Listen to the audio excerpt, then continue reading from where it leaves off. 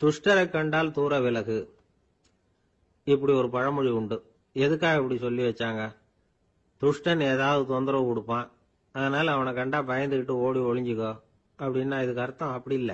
ஒரு துஷ்டன் கிட்ட நெருங்கி போறோம்னு வச்சுக்கோங்க, அவன் நமக்கு கெடுதலான ஆலோசனைகள் எதையும் சொல்லலாம், அல்லது அவன் தீய உணர்வுகள் உள்ளவனா இருக்கலாம், அல்லது தீய செயல்கள் செய்யக்கூடியவனா இருக்கலாம், அல்லது தீய நட்புனால அவன் ஏற்கனவே கெட்டு போனவனா கூட இருக்கலாம். இப்படிப்பட்டவனை நெருங்கி போனா அவனோட பாதிப்பு நமக்கும் வந்துடும். அதனால விலகி போ அப்படின்னு சொல்றாங்க. இதையே கொஞ்சம் விவரமா இப்ப பாப்போமே. இப்ப இந்த துஷ்டர்களை 4 வகையா பிரிக்கிறாங்க. இந்த 4 வகைக்கும் உதாரணம் வேணும்னா வேற எங்கேயும் போக வேண்டியதில்லை, மகாபாரதத்தை பார்த்தாவே போதும். அதுல இந்த 4 வகையான தீயோரும் வர்றாங்க. முதல் வகைக்கு உதாரணம் சகுனி. இவன் மனசுல எப்பவும் தீய எண்ணங்கள் தான் நிறைஞ்சிருக்கும். கனவுல கூட தீய ஆலோசனைகள்.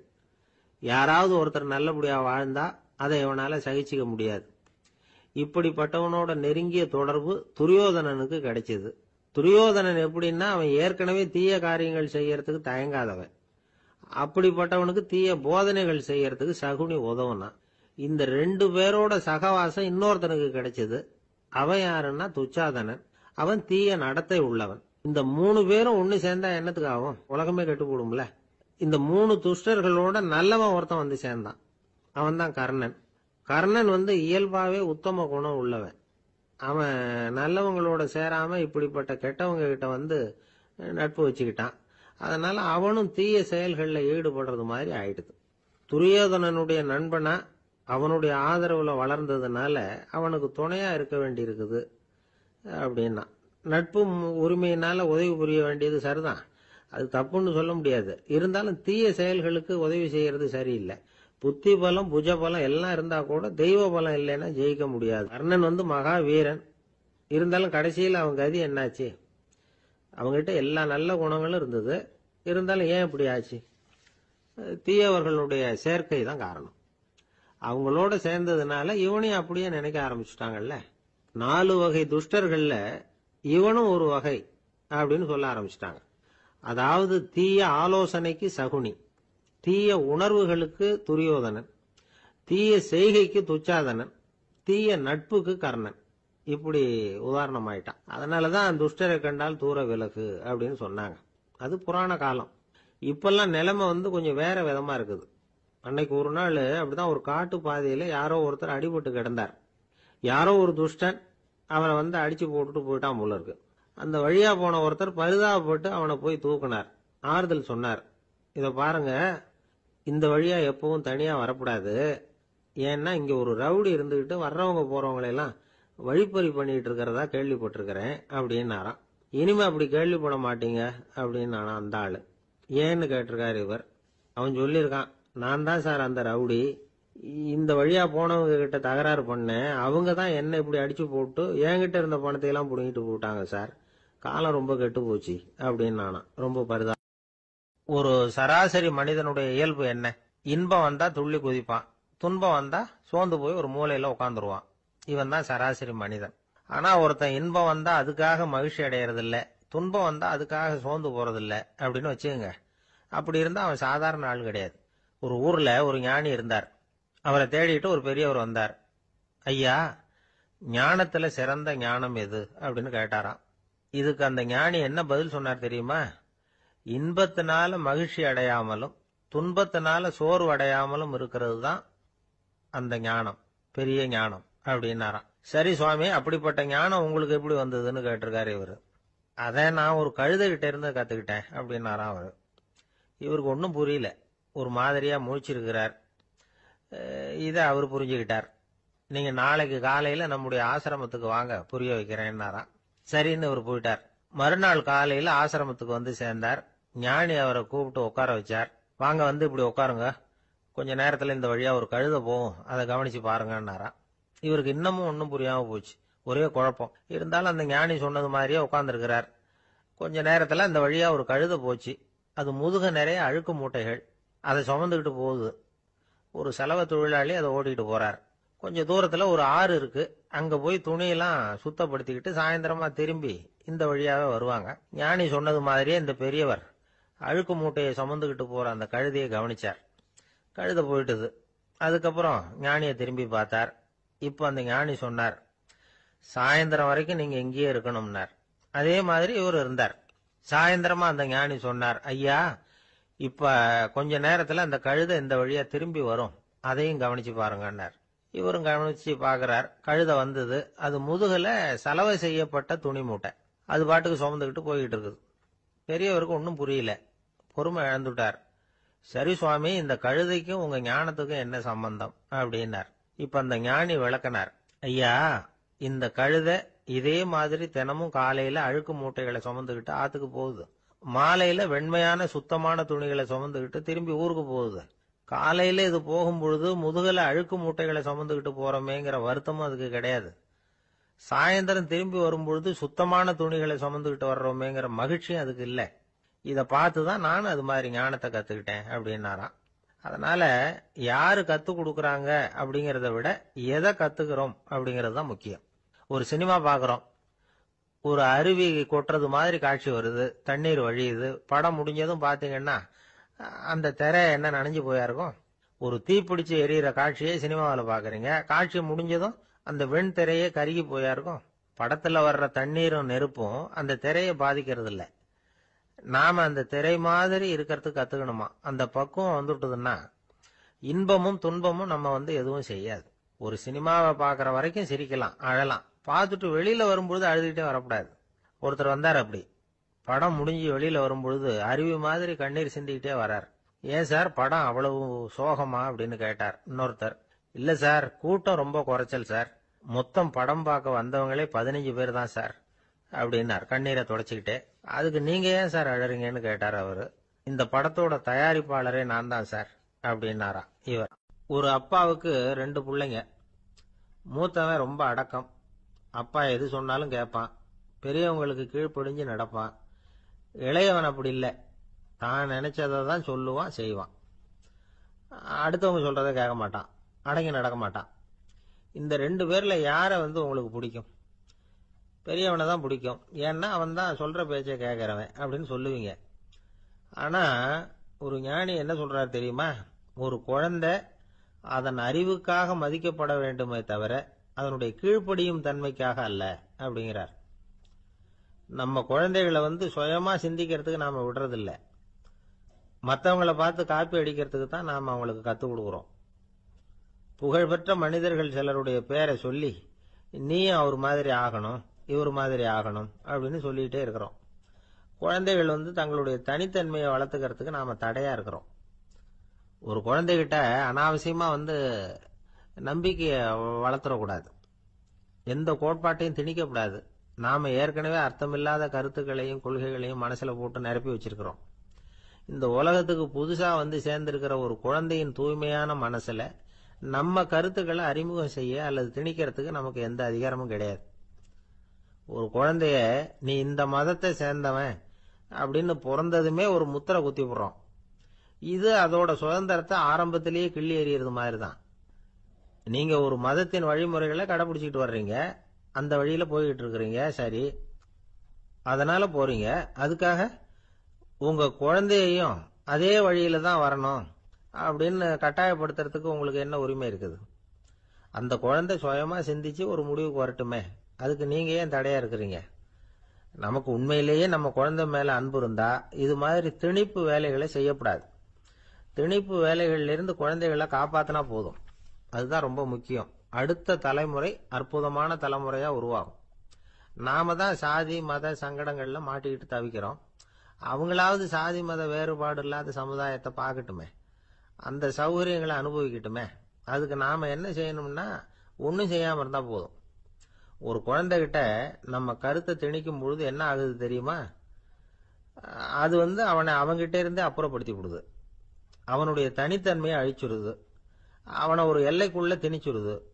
இதெல்லாம் அன்புங்கிற பேரால பெற்றோர்கள் செய்யற தப்பு. இதெல்லாம் கேட்டுக்கிட்டு இந்த காலத்துல அப்பா ஒருத்தர் சொன்னார், நான் கருத்துக்களை எல்லாம் என் பையன்கிட்ட திணிக்கிறது இல்லைங்க, ஆனா அதிகமா சாப்பிட சொல்லி கட்டாயப்படுத்துவேன் அப்படின்னார். உங்க வீட்டு சமையல் அவ்வளவு நல்லா இருக்குமான்னு கேட்டாங்க. நல்லா இருந்தா நான் ஏன் அவனை சாப்பிட சொல்லி கட்டாயப்படுத்த போறேன் அப்படி. ஒரு நீதிமன்றம், அங்க ஒரு கொலை வழக்கு சம்பந்தமா விசாரணை நடந்துகிட்டு இருக்குது. அந்த வழக்கறிஞர் ரொம்ப தீவிரமா வாதாடிட்டு இருக்கிறார். தன்னுடைய கட்சிக்காரர் நிரபராதிங்கிறது அவருக்கு நல்லா தெரியும்.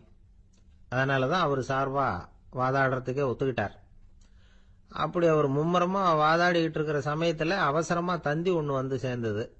அதை வாங்கி படிச்சு பார்த்தார். அதுக்கப்புறம் அதை மடிச்சு தன்னுடைய கோட்டு பையில வச்சுக்கிட்டு தொடர்ந்து வாதாட ஆரம்பிச்சிட்டார். பேசி முடிச்சாரு. அதுக்கப்புறம் அங்க கோர்ட்ல இருந்த சக வக்கீல்கள் அவர்கிட்ட வந்தாங்க. தந்தி ஒண்ணு வந்ததே, என்ன விஷயம் அப்படின்னு விசாரிச்சாங்களாம்.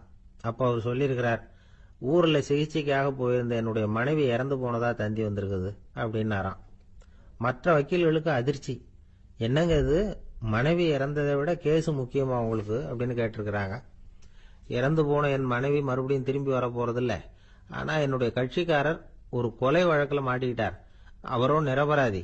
அவர் உசுரை நான் காப்பாற்ற வேணாமா? இதுதான் என்னுடைய கடமை அப்படின்னாராம்.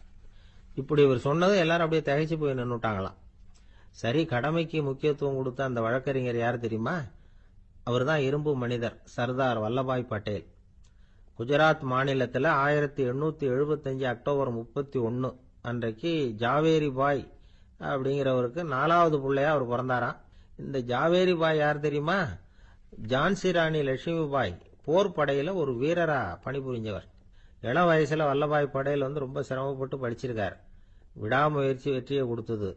கல்லூரியிலையும் காலடி வச்சார். அதுக்கப்புறம் வக்கீல் பட்டத்தையும் வாங்கினார். பிரிட்டிஷ் ஆட்சி நடந்துகிட்டு இருந்த சமயம் குஜராத்தை சேர்ந்த பர்டோலி தாலுகாவில் விவசாயிகள் மேல அரசாங்கம் திடீர்னு நில வரிய வசதி விட்டுதான். ஏழை விவசாயிகள் ரொம்ப கஷ்டப்பட்டிருக்காங்க. அரசாங்கம் வரி செலுத்தாத விவசாயிகளின் நிலங்களை எல்லாம் ஜப்தி செஞ்சுதான். அரசாங்கத்தை எதிர்க்கிறவங்களை எல்லாம் கைது பண்ணி சிறையில அடைச்சுட்டாங்களாம். சில பேர் வீடு வாசல் ஆடு மாட்டையெல்லாம் வித்து கூட வரி கட்ட வேண்டிய நிலைமைக்கு ஆளாயிட்டாங்க. வழக்கறிஞர் வல்லபாய் படேல் நில வரியை உடனே ரத்து பண்ணணும் அப்படின்னு பம்பாய் கவர்னருக்கு ஒரு கடிதம் எழுதினார். எந்த பலனும் இல்லை. உடனே எல்லா விவசாயிகளையும் அணி திரட்டினார். அதுக்கு தானே தலைமை தாங்கினார். சத்தியாகிரகம் நடத்தினார். அந்த பகுதியில் எந்த வேலையும் நடக்கல. வேற வழி இல்லை. ஆட்சியாளர்கள் உடனே வரியை ரத்து பண்ணாங்க. சிறையில் இருந்தவங்களெல்லாம் வெளில விட்டாங்க. 1928 ஆகஸ்ட் 6 சர்க்காருக்கும் விவசாயிகளுக்கும் இடையில ஒரு உடன்பாடு ஏற்பட்டது. அதுக்கப்புறம் தான் நிலைமை சரியா போச்சான். வல்லபாய் பட்டேலின் பொது சேவையை பாராட்டின பொதுமக்கள் அவருக்கு சர்தார் அப்படிங்கிற பட்டத்தை கொடுத்தாங்களாம். சர்தார்னா தலைவர் அல்லது தளபதினு அர்த்தம். இரும்பு மனிதர்னு இவருக்கு பேரு. இருந்தாலும் நகைச்சுவை உணர்வும் இவருக்கு நிறைய உண்டு. ஒரு தடவை ஒரு பத்திரிகை நிருபர் வந்திருக்கார். சர்தார் பட்டேல் கிட்ட அவருக்கு பிடிச்ச பண்பாடு கலாச்சாரம் எது அப்படின்னு கேட்கணும்னு ஆசை. அதனால அவரை பார்த்து கேட்டாராம், ஏங்க உங்களுக்கு பிடிச்ச கல்ச்சர் எது அப்படின்னு கேட்டிருக்கார். இதுக்கு சர்தார் பட்டேல் சொன்ன பதில் என்ன தெரியுமா? எனக்கு பிடிச்ச கல்ச்சர் அக்ரிகல்ச்சர் அப்படின்னு. ஒருத்தர் குதிரை ரேஸுக்கு போனார். பணம் கட்டினார், தோத்து போயிட்டார். மறுபடியும் போனார், பணம் கட்டினார், தோத்து போனார். அடுத்த தடவையும் பணம் கட்ட போனப்போ அவரை தடுத்து கேட்டோம், ஏன் சார் ஏற்கனவே விட்டது போதாதா, இன்னமும் இருக்கிறத விடணுமா அப்படின்னு கேட்டோம். விட்டதையெல்லாம் மொத்தமா எடுக்க வேணாமா சார், அதுக்காக தான் தொடர்ந்து பணம் கட்டுறேன்னாரு அவரு. இவரை திருத்துறது ரொம்ப கஷ்டம். இது ஒரு மனநோய். மனநோய்கள்ல பல வகை உண்டு. மனநோய்கள் பிரிவு அட்டவணையில சூதாட்டம்ங்கிறது அவதியுறும் நோய் அப்படிங்கிற தலைப்புல வருது. சூதாட்டம் 2 வகைப்படும்னு சொல்றாங்க உளவியல் நிபுணர்கள். ஒரு வகை எப்படின்னா, நண்பர்களோட சேர்ந்துகிட்டு மகிழ்ச்சியும் கிளர்ச்சியும் அடையறதுக்காக ஈடுபடுறது. பிரச்சனைகளை தீர்க்கறதுல ஒரு ஆர்வம். கேளிக்கைக்காக கொஞ்சம் விட்டு பிடிக்கிறது அப்படிங்கிற மனுஷனுடைய அடி மனசுல உள்ள விபரீத பிணைய சுபாவம், இதெல்லாம் அதுக்கு காரணம். இன்னொரு வகை எப்படின்னா, சூதாட்டத்தில் ஈடுபட்டு ஒரு கட்டாய நிலைமைக்கு ஆளாயிடுறது. ஈடுபடு அப்படின்னு மனசு ஒரு வெறித்தன்மையை தூண்டிக்கிட்டே இருக்கும். இப்படிப்பட்டவங்களுக்கு நாம தோத்துக்கிட்டு இருக்கோம்ங்கிறது தெரியும். நாம ஜெயிக்கிறதுக்கான சந்தர்ப்பம் இல்லைங்கிறதும் தெரியும். இதனால நமக்கும் கஷ்டம், நம்ம சுத்தி இருக்கிறவங்களுக்கும் கஷ்டங்கிறதும் புரியும். அப்படி இருந்தும் சூதாடுவாங்க. இதுக்கு காரணம் சூதாடியின் பகற்கனவு அப்படிங்கிறாங்க நிபுணர்கள். இந்த நிலைமைக்கு கட்டாய சூதாட்டம் அல்லது நிர்பந்த சூதாட்டம் அப்படின்னு பேர் வச்சிருக்கிறாங்க. இப்படிப்பட்ட ஆசாமி இருக்கிறது பூரா விட்டுருவான், கடன் வாங்குவான், திருடுவான். இருந்தாலும் என்னைக்காவது ஒரு நாள் ஜெயிச்சிருவேன் அப்படின்னு சொல்லிக்கிட்டே இருப்பான். விட்டதை எடுத்துருவேங்கிற ஒரு நம்பிக்கை சுடர் அவனுக்குள்ள எரிஞ்சுக்கிட்டே இருக்கும். இவனை மனநோயாளி அப்படின்னு சொல்லிட முடியாதான். என்ன காரணம்னா, இது மாதிரி ஆளுங்க கிட்ட மன போராட்டமோ கவலையோ பதட்டமோ இருக்கிறது இல்ல. சில விசேஷமான குணங்கள் இவங்க கிட்ட உண்டு. எதிர்ப்பு உணர்ச்சி, சிறுபிள்ளைத்தனம், சட்ட திட்டங்களையும் சம்பிரதாயங்களையும் உட தெரியாத மனப்போக்கு, பொறுப்பில்லாத தன்மை, நெறி தவறி நடக்கிறது எல்லாம் இவங்ககிட்ட உண்டு. ஆனா வெளிப்பார்வைக்கு ரொம்ப சிநேகமா இருப்பாங்க, அன்பா இருப்பாங்க. அப்படி இருக்கிறதாக காட்டிக்குவாங்க. ஆதாயம், சுயலாபம் இதெல்லாம் கருதி தான் பழகுவாங்க. இவங்க கேட்கறப்ப நாம பணம் கொடுக்கலன்னு வச்சுக்கோங்க, நம்மளை கை விட்டுருவாங்க. நம்ம மேல அபாண்டமா பழி சுமத்துறது கூட தயங்க மாட்டாங்க. தங்களுடைய சூதாட்ட நடவடிக்கைகளுக்கு சாதகமான காரணங்களை சொல்லிட்டு இருப்பாங்க. நீ வேணும்னா பாரு, ஒரே நாள்ல நான் இழந்ததையெல்லாம் மீட்டு லட்சாதிபதி ஆறனா இல்லையா பாரு அப்படிம்பாங்க. தோத்து போறத ஒரு படிப்பினையா இவங்க எடுத்துக்கிறதே இல்லை. தோத்து போறதுலேயே இவங்களுக்கு ஒரு அலாதியான சுகம். தனக்குத்தானே துன்பத்தை வரவழைச்சிக்கிட்டு இன்பம் அடையறதுக்கு தன்வதை சுகம் அப்படின்னு பேர். இவங்கெல்லாம் அந்த ரகம். சில பேர் எப்படி தெரியுமா, மந்திர எண்ணங்களை வரவழைச்சிக்கிறது, சூதாடுறதுக்காக ஆபீஸ்ல கையாடல் பண்றது, அடுத்தவங்க கிட்ட இருந்து திருடுறது. இந்த மந்திர எண்ணம் தீவிரமாச்சுன்னா ஒரு மாதிரியா பேச ஆரம்பிச்சிருவாங்க. தோல்விதான் சார் வெற்றிக்கு முதல் படியும்பாங்க. தன்னால பகடக்காய்களையும் குதிரை ஓட்டிகளையும், அதாவது இந்த ஜாக்கிகள், அதெல்லாம் கட்டுப்படுத்த முடியுங்கிற பித்து நிலைக்கு இவங்கெல்லாம் தள்ளப்பட்டுருவாங்க.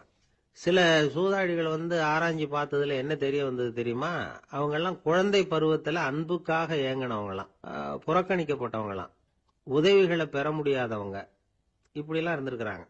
இவங்க வளர வளர மற்றவங்க சௌகரியம் பற்றி அக்கறை இல்லாதவங்களா ஆயிடுறாங்க.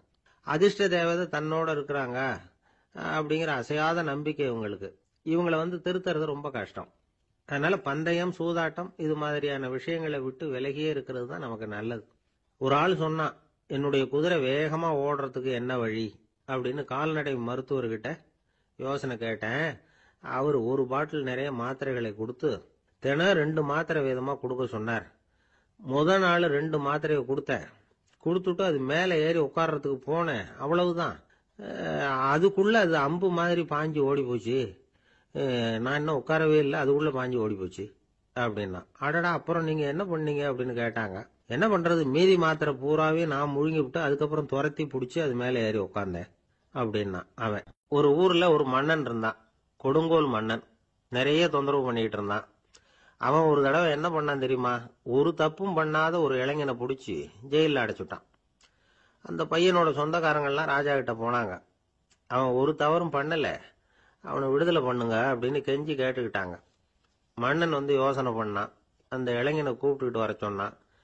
அவனை கொண்டாந்து ராஜா முன்னாடி நிறுத்தினாங்க. இதை பாருப்பா, உன்னை நான் விடுதலை பண்ணுவேன், ஆனா ஒரு கண்டிஷன். அந்த நிபந்தனையை நீ நிறைவேற்றினா உனக்கு விடுதலை அப்படின்னா மன்னன். சரின்னு ஒத்துக்கிட்டான் பையன். மன்னன் கண்டிஷன் என்னங்கிறத சொன்னான். உங்ககிட்ட ஒரு செம்மறி ஆட்டை கொடுக்க போறேன், 1 மாசத்துக்கு அதுக்கு தேவையான தீனியையும் கொடுக்க போறேன். 1 மாசம் கழிச்சு அந்த ஆட்டை எடை போட்டு பார்ப்பேன். அந்த ஆட்டின் எடை கொஞ்சம் கூட கூடி இருக்கக்கூடாது. எடை கூடி இருந்தா உனக்கு விடுதலை கிடையாது. என்ன சொல்ற அப்படின்னா. பையனுக்கு ஒன்றும் புரியல, பயமா போயிட்டுது. குழம்பிக்கிட்டே நின்றுகிட்டு இருக்கிறான். சரி, ஒரு நாள் டைம் தரேன், நல்லா யோசனை பண்ணி பார்த்துட்டு நாளைக்கு உன் முடிவை சொல்லு அப்படின்னா மன்னன். பையன் கவலையோட வெளியில வந்தான். அங்க ஒரு பெரியவர் நின்றுகிட்டு இருந்தார். அவர்கிட்ட விஷயத்த சொன்னான். அந்த பெரியவர் இந்த பையனுக்கு காதோட காதா ஒரு வழியை சொல்லி கொடுத்தார். அதை கேட்டதும் பையன் மறுபடியும் மன்னன் முன்னாடி நின்னா, உங்க நிபந்தனையை ஏத்துக்கிறேன்னு சொன்னான். மன்னன் ஒரு ஆட்டுக்குட்டியையும் அதுக்கு 1 மாசத்துக்கு தேவைப்படுற தீவனத்தையும் கொடுக்கும்படியா உத்தரவு போட்டான். கொடுத்தாங்க, ஓடிட்டு போயிட்டான். 1 மாசம் தினமும் தவறாம அந்த தீவனத்தை ஆட்டுக்குட்டிக்கு போட்டுக்கிட்டு இருக்கிறான். 1 மாசம் கழிச்சு அந்த ஆட்டை அரண்மனைக்கு ஓட்டிட்டு போனான். மன்னன் அதை எடை போட்டு பார்க்கறான், எடை கூடவே இல்லை, அப்படியே தான் இருக்குது. உடனே போட்ட நிபந்தனைப்படி அந்த இளைஞனை விடுதலை பண்ணிவிட்டான். சரி, ஆட்டுக்கு எடை கூடாம இருக்கிறதுக்கு அந்த பெரியவர் சொல்லி கொடுத்த யோசனை என்ன அப்படின்னா, அது வேற ஒண்ணும் இல்லை. அந்த ஆட்டுக்கு எதிரில் அது கண்ணுல படுற மாதிரி ஒரு ஓநாயை கட்டி போட சொன்னார். அவ்வளவுதான். ஆட்டுக்கு ஓநாய்ங்கிறது பிறவி பகை. ஓநாயை பார்த்தா ஆடு நடுங்க ஆரம்பிச்சிரும், அவ்வளவு பயம். தினமும் அந்த ஆடு பயந்துகிட்டே தீனி சாப்பிட்டுது, எடை கூடல. அதுதான் ரகசியம். இது சின்ன பிள்ளைங்களுக்கான ஒரு கதை.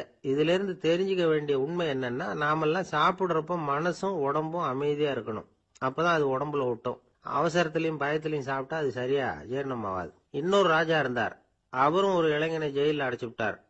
விடுதலை பண்ணணும்னா ஒரு கண்டிஷன்னாரு. என்னன்னு கேட்டான். ஒரு ஆட்டுக்குட்டியை அவன் முன்னாடி கொண்டாந்து நிறுத்துவேன், நீ அதுகிட்ட ஒரு கேள்வி கேட்கணும், அதுக்கு சரியான பதிலை சொல்லணும். அப்படி செஞ்சுட்டா உனக்கு விடுதலைன்னார். இளைஞன் யோசனை பண்ணி பார்த்தான். சரின்னு ஒத்துக்கிட்டான். அது பிரகாரமே ஆட்டுக்குட்டிய பதில் சொல்ல வச்சுட்டான். என்ன நடந்தது தெரியுமா? ஆட்டுக்குட்டியை கொண்டாந்து நிறுத்தினாங்க. இவன் மெதுவா அதுகிட்ட போனான். அது காது கிட்ட போய் ஏப்ரலுக்கு அடுத்த மாசம் என்ன மாசம்னு கேட்டான். அது உடனே மேன்னு கத்திச்சு. இவன் விடுதலை ஆயிட்டு. இந்த உலகமே ஒரு நாடக மேடை, நாம எல்லாரும் நடிகர்கள். இது ஞானிகள் சொல்றது. இது ஒரு பக்கம் இருக்கட்டும். இந்த உலகத்துக்குள்ள எத்தனையோ நாடக மேடைகள், எத்தனையோ நடிகர்கள், எத்தனையோ நாடகங்கள், இதெல்லாம் எப்படி ஆரம்பமாச்சு? அதுதான் இன்னைக்கு தகவல்.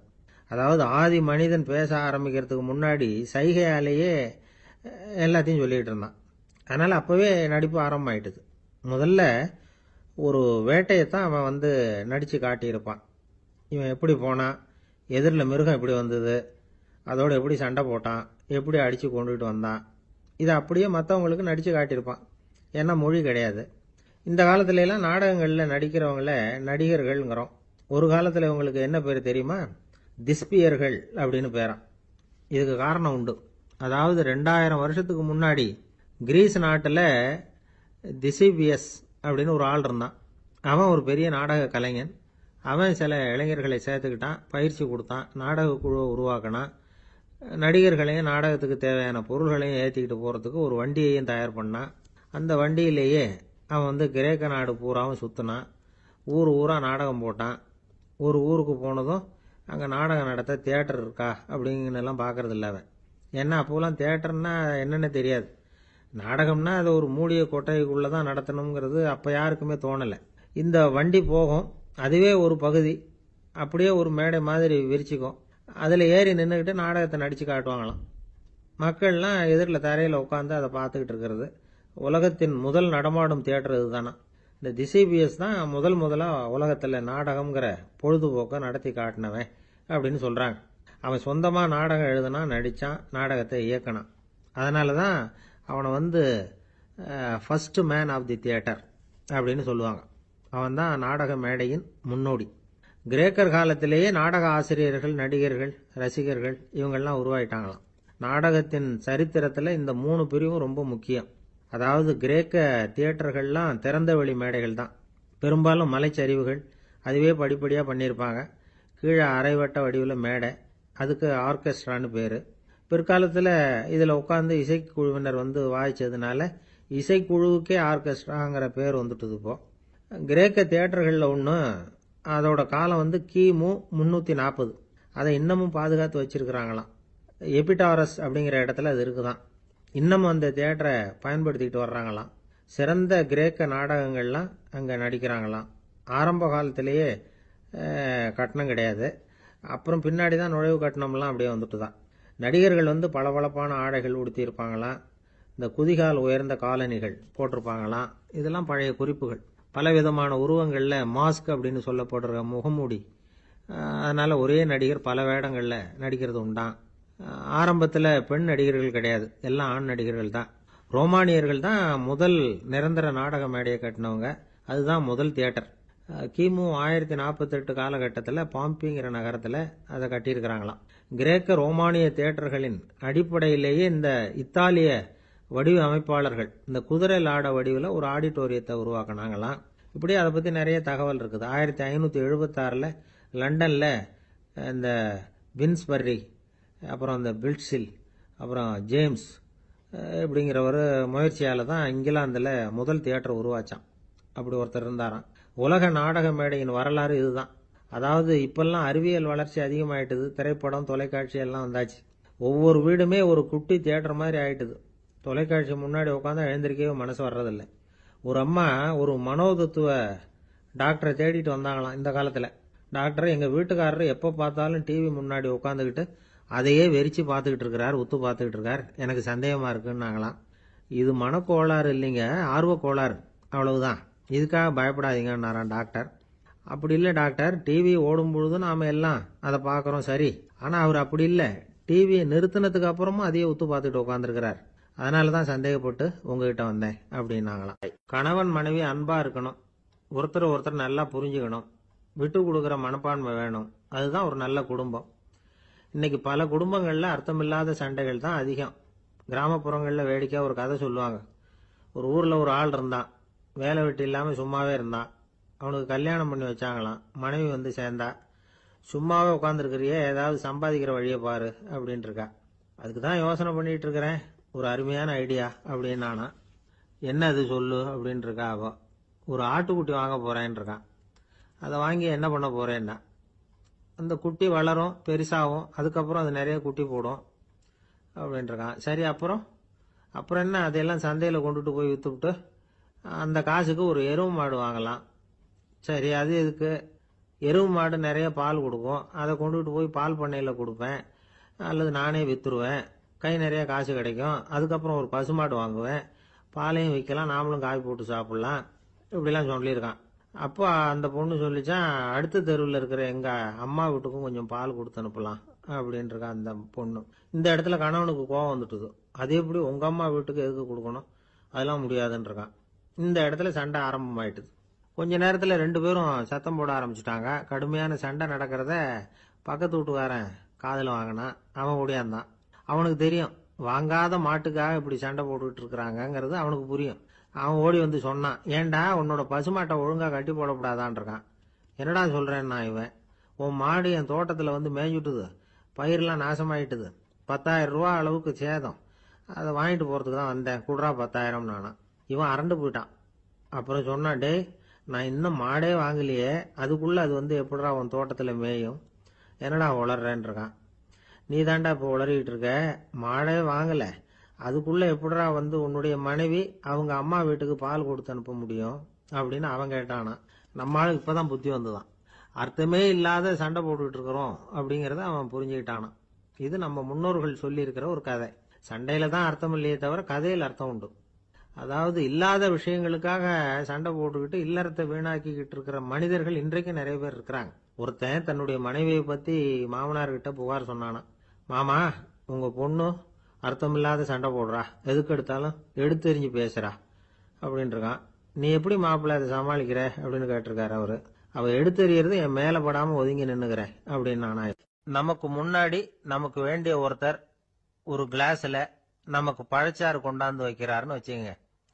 உடனே நாம என்ன பண்ணுவோம், எடுத்து கிடுகிடுன்னு சாப்பிட்டுருவோம் அடுத்தவங்க யாரும் வர்றதுக்குள்ள.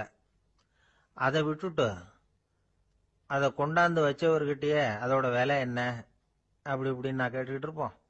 நாம கேட்க மாட்டோம். ஆனா காந்திஜி அப்படி கேட்டாராம். எப்ப தெரியுமா, 1935. அந்த வருஷம் மே மாசத்துல ஒரு நாள் காந்திஜி டெல்லியில இருக்கிறார். அப்ப அவருக்கு 2 டம்ளர் மாம்பழச்சாறு கொண்டாந்து கொடுக்குறாங்க. அதை வாங்குறார். இதோட விலை என்ன அப்படின்னு கேட்டார் காந்திஜி. யாருகிட்ட கேட்டாருன்னா மனுபென் காந்தி கிட்ட கேட்கிறார். அவங்க தான் கொண்டாந்து கொடுக்குறாங்க. காந்திஜிக்கு உதவி செய்யறதுக்காக அவர் கூடவே இருந்தவங்க அவங்க கிட்ட தான் கேட்கிறார். காந்திஜி சும்மா வேடிக்கைக்காக இப்படி கேட்கிறாருன்னு நினைச்சுட்டாங்க அந்த அம்மா. அதுவும் இல்லாம அதோட விலையை கேட்டா காந்திஜி நிச்சயமா அதை சாப்பிட மாட்டார் அப்படிங்கிற பயம் வேற. அதனால அந்த அம்மா பதில் எதுவும் சொல்லாம கம்முன்னு இருந்துட்டாங்க. கொஞ்ச நேரம் ஆச்சு. அந்த பழச்சாறு வச்ச இடத்துல அப்படியே இருக்குது, வச்ச இடத்துல வச்சபடியே இருக்கு. காந்திஜி அதை சாப்பிடவே இல்லை. மனுபென் காந்தி பார்த்தாங்க. மெதுவா காந்திஜி கிட்ட போய் அதை சாப்பிடுங்களேன் அப்படின்னாங்க. பழச்சாறு விலை என்னன்னு கேட்டேன், அதுக்கு பதில் இல்லை. அது முதல் தப்பு. பதிலை எதிர்பார்த்திருந்தும் அதை பத்தி விசாரிக்கல, அது 2வது தப்பு. இப்படி 2 தப்புகளை பண்ணிவிட்டு என்கிட்ட வந்து இதை சாப்பிடுங்கன்னு சொன்னா அது எப்படி அப்படின்னு கேட்டாராம் காந்திஜி. மனுபென் காந்தி என்ன சொல்றதுன்னு தெரியாம திகைச்சு போய் நின்றுகிட்டு இருந்தாங்க. காந்திஜி தொடர்ந்து சொன்னாராம், இப்ப என் முன்னாடி வச்சிருக்கிற இந்த பழச்சாறு விலை சுமாரா ஒரு அரை ரூபாயாவது இருக்கும். அது அந்த காலத்து மதிப்பு. இந்த பழச்சாறு இல்லாம கூட என்னால இருக்க முடியும். ஆனா அவசியமான பொருள்களை வாங்கறதுக்கு கூட சக்தி இல்லாத மக்கள் இந்த நாட்டில் நிறைய பேர் இருக்கிறாங்க. அப்படி இருக்கிறப்போ எனக்கு என்னத்துக்கு இந்த விலை உயர்ந்த பானம்? இதை இப்ப நான் சாப்பிட்டா என் உடம்பு வேணும்னா ஆரோக்கியமாகலாம், ஆனா என் மனசு அமைதி அடையாது. எனக்கு என்னுடைய உடல் ஆரோக்கியத்தை விட மன ஆரோக்கியம் தான் முக்கியம். அதனால இதை நான் சாப்பிட மாட்டேன், எடுத்துட்டு போயிடு அப்படின்னாராம். அந்த சமயத்துல ஒரு அகதி பொண்ணு 2 குழந்தைகளோட காந்திஜியை பார்க்கறதுக்காக வந்தது. வணக்கம் சொல்லிச்சு. காந்திஜி உடனே தனக்கு முன்னாடி இருந்த பழச்சாற்றை எடுத்து அந்த பொண்ணுகிட்டையும் குழந்தைகள்கிட்டையும் கொடுத்து சாப்பிட சொன்னார். அவங்க அதை வாங்கி ரொம்ப சந்தோஷத்தோட சாப்பிட்டாங்களாம். அதை பார்த்த காந்திஜி முகத்துல ஒரு புன்னகை, ஒரு பரவசம், ஒரு திருப்தி. அவர் மனசு நிறைஞ்சி இருந்தது. அப்போ அவர் சொன்னாராம், ஆண்டவன் எனக்கு எப்பவும் சரியான சமயத்துல கை கொடுப்பாருங்கிறது அதுக்கு இதுதான் அத்தாட்சி. நான் ஒரு இக்கட்டான சூழ்நிலையில இருக்கிறப்ப கூட கடவுளின் கருணையால அந்த சூழ்நிலை என்னை பாதிக்கல. என் கூட இவ்வளவு நாள் பழகியும் கூட இங்க இருக்கிறவங்க எனக்கு அதிக விலையுள்ள பழரசத்தை கொடுத்தாங்க. ஆனா சரியான நேரத்துல அதை சாப்பிட வேண்டியவங்களை என்கிட்ட அனுப்பி வச்சு என்ன சந்தோஷப்படுத்தினார் கடவுள், அவருக்கு நன்றி அப்படின்னாராம் மகாத்மா காந்தி. உடல் ஆரோக்கியத்தை விட மன ஆரோக்கியம்தான் எனக்கு முக்கியம்னு சொன்னார் பாருங்க. அதை நாம எல்லாரும் மனப்பூர்வமா இன்னைக்கு சிந்திச்சு பார்க்கணும். இந்த காலத்துல எல்லாரும் அப்படியா நினைக்கிறாங்க? எனக்கு தெரிஞ்ச ஒருத்தர் இருந்தார். தினமும் காலையில ஒரு காபி சாப்பிட உட்கார்ற நேரத்துல பக்கத்து வீட்டுக்காரர் வந்து சேருவார் கரெக்டா. உடனே அவரும் தனக்குன்னு வந்திருக்கிற காப்பியை எடுத்து மனப்பூர்வமா பக்கத்து வீட்டுக்காரர்கிட்ட கொடுத்துருவார். அதுக்கப்புறம் அவருக்காக வேற காப்பி போட்டு கொண்டாந்து கொடுத்தாலும் வேண்டான்னு சொல்லிடுவார். ஆண்டவனா பார்த்து சரியான நேரத்துல அவரை எங்க வீட்டுக்கு தினமும் அனுப்பி வைக்கிறார் அப்படிம்பார். ஏன் அப்படி சொல்றீங்க அப்படின்னு கேட்டோம் ஒரு நாள். அதுக்கு அவர் சொல்றார், எனக்கு என்னோட உடல் ஆரோக்கியம்தான் முக்கியம். இத கடவுள் புரிஞ்சுக்கிட்டு எங்க வீட்டு காப்பியை சாப்பிடுறதுக்கு தினமும் அடுத்த வீட்டுக்காரனை அனுப்பி வைக்கிறார் அப்படின்னாலாம். ஒரு நண்பர் வந்தார். ரொம்பவும் இறுக்கமா உடை அணிஞ்சிருந்தார். அதாவது ஆடைக்குள்ள அவர் மாட்டிக்கிட்டு இருந்தது மாதிரி தெரிஞ்சது. ஏன் துணி குறைச்சலா எடுத்துட்டீங்களா அப்படின்னு கேட்டோம். இல்லைங்க, எனக்கு எப்பவுமே இறுக்கமா உடை அணியறது தான் பிடிக்கும் அப்படின்னார். ஒருத்தர் எப்படி உடை அணிகிறார் அப்படிங்கறத வச்சே அந்த ஆள் எப்படிப்பட்டவர் அப்படிங்கறத கண்டுபிடிச்சிடலாம். உடை அணிகிற விதம் ஒருத்தருடைய மனநிலையை வெளிப்படுத்துதான். இப்ப இறுக்கமான உடை அணிகிறவங்க பொதுவா மன நிம்மதி இல்லாதவங்களா இருப்பாங்களாம், கோபக்காரங்களா இருப்பாங்களாம். ரொம்ப தொலைதொழப்பா ஆடை அணிகிறவங்க இருக்கிறாங்கல்ல, அவங்க எல்லாம் அமைதியான ஆளா இருப்பாங்களாம், சாந்தமா இருப்பாங்களாம். இவங்கெல்லாம் போராடுறதுக்கு சரியா வரமாட்டாங்களாம். இப்படி ஒரு கணிப்பு இருக்குது. அதனாலதான் போர் வீரர்களுக்கெல்லாம் இறுக்கமான உடையை தான் கொடுக்கறது வழக்கம். ஆனா சன்னியாசிகளை பாருங்க, அவங்களுக்கெல்லாம் ரொம்ப தொலை உடைகள் தான். அவங்கெல்லாம் வந்து டைட் பேண்ட் போட்டுக்கிட்டு நிக்க மாட்டாங்க சன்னியாசிகள்லாம். அதே மாதிரி சன்னியாசிகள்லாம் காவி உடைய தேர்ந்தெடுக்கிறதுக்கும் காரணம் உண்டு. பல ஆண்டுகள் சோதனை செஞ்சு பார்த்துட்டு தான் சன்னியாசத்துக்கு காவி தான் சரி அப்படின்னு முடிவு பண்ணியிருக்கிறாங்க. இப்ப பௌதீக விஞ்ஞானப்படியும் அதுதான் சரி. அதாவது சூரிய ஒளியில வந்து 7 வண்ணங்கள் உண்டு. ஒரு பொருள் மேல அது விழும் பொழுது அந்த பொருள் நமக்கு சிவப்பா தெரிஞ்சதுன்னா அந்த பொருள் வந்து சிவப்பை தவிர மற்ற எல்லா நிற கதிர்களையும் உள்வாங்கிக்கிட்டு சிவப்பு நிறத்தை மட்டும் வெளியில விடுது. அதாவது விலக்கி விடுது. அதனாலதான் அந்த பொருள் வந்து சிவப்பா தெரியுது. உடல் ஆரோக்கியத்துக்கு ஓரளவு சிவப்பு தேவைப்படுது. அதனாலதான் காவி உடை அணிஞ்சா சூரிய ஒளி ஓரளவு சிவப்பை விலக்கிவிடும்.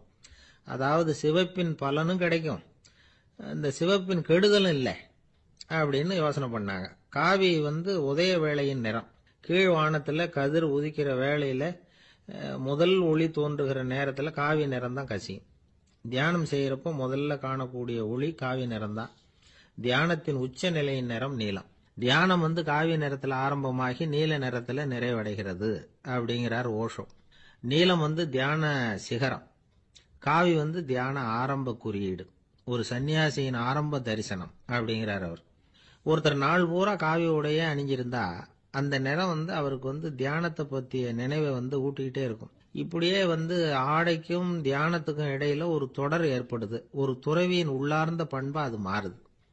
கடைவீதியில ஒரு பொருள் வாங்க போறோம், அது மறந்துடக்கூடாதுங்கிறதுக்காக ஞாபகம் முடிச்சு போட்டுக்கிறோம். அந்த முடிச்சுக்கும் பொருளுக்கும் தொடர்பு இல்லை. ஆனா கடைவீதிக்கு போன உடனே அந்த முடிச்சு வந்து அந்த பொருளை ஞாபகப்படுத்துது. அதாவது அந்த முடிச்சு வந்து ஒரு தொடர்பு அம்சமா அமையுது. அது மாதிரிதான் காவி உடையும். ஒரு துறவி வந்து நடக்கும் பொழுது, சாப்பிடும் பொழுது, குளிக்கும் பொழுது அவருடைய காவி உடை அவருக்கு வந்து ஞாபகப்படுத்திக்கிட்டே இருக்கும். அது ஒரு நிலைப்படுத்தப்பட்ட நினைவாக ஞாபக முடிச்சாக மாறிடுது. காவி ஆடை இல்லைன்னா ஒருத்தரால துறவியாக முடியாதுன்னு அர்த்தம் இல்லை. அதே நேரத்துல காவி ஆடையால ஒன்னும் பிரயோஜனம் இல்லை, அதுல ஒன்னும் அர்த்தம் இல்லை அப்படின்னு சொல்லிட முடியாது. இதுதான் உண்மை. இவ்வளவு தூரம் காவி ஆடையை பத்தி சொல்றதுனால எல்லாரும் சன்னியாசியா போயிடுங்கோ அப்படின்னு நாம சொல்றதாக யாரும் நினைச்சிடக்கூடாது. மனசுக்கும் நிறத்துக்கும் உள்ள சம்பந்தத்தை தெரிஞ்சுக்கிறதுக்காகத்தான் இவ்வளவு. நமக்கு தெரிஞ்ச நண்பர் ஒருத்தர் இருக்கிறார், ஆபீஸ்ல வேலை பார்க்கிறவர். ஒவ்வொரு மாசமும் 20ஆம் தேதிக்கு பிறகு அவரை போய் பாத்தீங்கன்னா காவி உடை அணிஞ்சுக்கிட்டு கண்ணை மூடிக்கிட்டு கை ரெண்டையும் விரிச்சு வச்சுக்கிட்டு தியானத்திலேயே உட்காந்துருப்பார். ஏன் இப்படி பண்றீங்கன்னு கேட்டேன். அதாவது 20ஆம் தேதிக்கு பிறகு என் கையில ஒரு பைசா கூட கிடையாது, ஒரு சன்னியாசி லெவல்ல இருக்கிறேன், என்கிட்ட எதுவும் செலவுக்கு கேட்காத அப்படின்னு என் மனைவிக்கு நாசூக்கா உணர்த்துறதுக்காக அப்படி உட்கார்ந்திருப்பேன் அப்படின்னு விளக்கம் கொடுக்கிறார். ஒரு நாள் ராமர் அரசவையில உட்கார்ந்திருக்கிறார். ராமராஜ்யம் நடந்துகிட்டு இருந்த நேரம். அந்த சமயத்துல ஒரு நாய் வந்து அரச சபைக்கு வந்துதான். அது தலையில அடிபட்டு ரத்தம். அந்த கோலத்துல அது அங்க வந்தது. எல்லாரும் ஆச்சரியமா அதை பார்த்தாங்க. ராமரும் அந்த நாயை பார்த்தார். நீங்க வந்த காரியம் என்ன, என்ன நடந்தது, எதுவா இருந்தாலும் பயப்படாம சொல்லு அப்படின்னார். உடனே அந்த நாய் மெதுவா சொல்ல ஆரம்பிச்சுதான். ஐயா, நான் தெருவில் போய்கிட்டு இருந்தேன். வழியில ஒருத்தர் வந்தார். அவர் வேத சாஸ்திரம்லாம் படிச்ச பெரியவர். அவர் எந்த காரணமும் இல்லாம அவர் கையில வச்சிருந்த குச்சியால என் தலையில அடிச்சுட்டார். அதுதான் தலையில ரத்தம். இதை நீங்க விசாரிச்சு தகுந்த தீர்ப்பு வழங்கணும் அப்படின்னு தான் அந்த நாய். ராமர் பார்த்தார். உடனே தன்னுடைய காவலர்களை அனுப்புனார். அந்த ஆளை எங்க இருந்தாலும் போய் கொண்டுட்டு வாங்க அப்படின்னு விட்டார். காவலர்கள் போனாங்க. அந்த ஆளை பிடிச்சி கொண்டு வந்துட்டாங்க. அரண்மனைக்கு வா அப்படின்னு சொல்லி கூப்பிட்டுட்டு வந்துட்டாங்க. என்ன நடந்ததுன்னு விசாரிச்சார் ராமர். அதுக்கு அந்த ஆள் சொன்னார், நான் வந்து வீதி வழியா வந்துகிட்டு இருந்தேன். குறுக்க இந்த நாய் வந்தது. நான் அவசரமா போய்கிட்டு இருந்தேன். இது எனக்கு வழி விடாம குறுக்க பூந்து இடைஞ்சல் பண்ணிச்சு. எனக்கு கோபம் வந்துட்டுது. அதனால அடிச்சுட்டேன். வேத சாஸ்திரம் படிச்ச நான் என் வசம் இழந்து கோபப்பட்டது பெரிய தப்பு தான். அதை நான் ஒத்துக்கிறேன். குற்றத்தை ஒப்புக்கொள்றேன். எனக்கு என்ன தண்டனை கொடுக்கணுமோ அதை கொடுங்க, ஏத்துக்கிறேன் அப்படின்னு விட்டார்.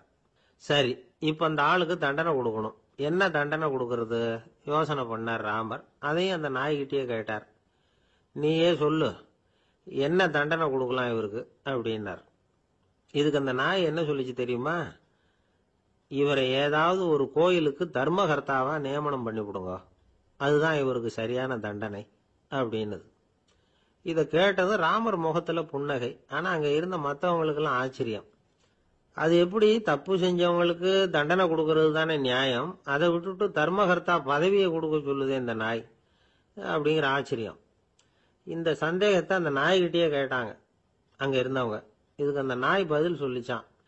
நான் வந்து போன பிறவியில ஒரு கோயிலுக்கு தர்மகர்த்தாவா இருந்தேன். எவ்வளவோ கவனமா எச்சரிக்கையா தான் என்னுடைய கடமைகளை எல்லாம் செஞ்சுக்கிட்டு வந்தேன். அப்படி இருந்தாலும் சில சமயங்கள்ல என்னையும் மீறி கோயில் செல்வத்தை நான் அனுபவிக்கிறதுக்கு காரணம் ஆயிட்டேன். ஒரு கோவிலுக்கு தர்மகர்த்தாவா இருக்கிறவங்க எப்படியும் இந்த பாவத்திலிருந்து தப்பிக்கிறது கஷ்டம். அதனாலதான் நான் இந்த பிறவியில நாயா பிறந்து இப்படி கஷ்டப்படுறேன். இதே நிலைமை இந்த ஆளுக்கும் ஏற்படணும் அப்படிங்கிறதுக்காக தான் அவரையும் ஒரு கோயிலுக்கு தர்மகர்த்தாவை நியமிக்கும்படி கேட்டுக்கிட்டேன் அப்படின்னு தான் இந்த நாய். இதுல இருந்து என்ன தெரியுது? எந்த பதவியில நாம இருந்தாலும் நமக்கு தெரியாம கூட அதை தவறா உபயோகப்படுத்தக்கூடாதுங்கிறத இதுல இருந்து புரிஞ்சுக்கணும். இல்லைன்னா அடுத்த பிறவியில நாயா பிறந்து எங்கேயாவது போய் வாலாட்டிட்டு நிக்க வேண்டியதுதான். கோவில் வாசல்ல 2 நாய் பேசிக்கிட்டு இருந்துதான். போன ஜென்மத்துல நான் மனுஷனாதான் இருந்தேன். ஒரு கோவில் பூசாரி பேச்ச கேட்டுட்டு அவரோட கூட்டு சேர்ந்துக்கிட்டு ஆண்டவன் போட்டிருந்த நகையெல்லாம் அபகரிச்சு என்கிட்ட கொடுத்தாரு அவரு. நான் எடுத்துட்டு வந்துட்டேன். திருடினது அந்த ஆள் தான், எடுத்துக்கிட்டு வந்ததுதான் நான். இருந்தாலும் நான் மட்டும் நாயா பிறந்துட்டேன். இப்ப மட்டும் அந்த பூசாரி என்கிட்ட மாட்டினா கடிச்சு குதறி போடுவேன் அப்படின்னு தான். அவசரப்பட்டு அப்படி செஞ்சுடாதே. பதிலுக்கு அவரும் உன்னை திருப்பி கடிச்சாலும் கடிச்சிருவார். ஏன்னா அவரும் இப்போ ஒரு நாயா தான் பிறந்திருக்கிறார் அப்படின்னு தான் இன்னொன்னு. அது எப்படி உனக்கு தெரியும்னு தான் இது.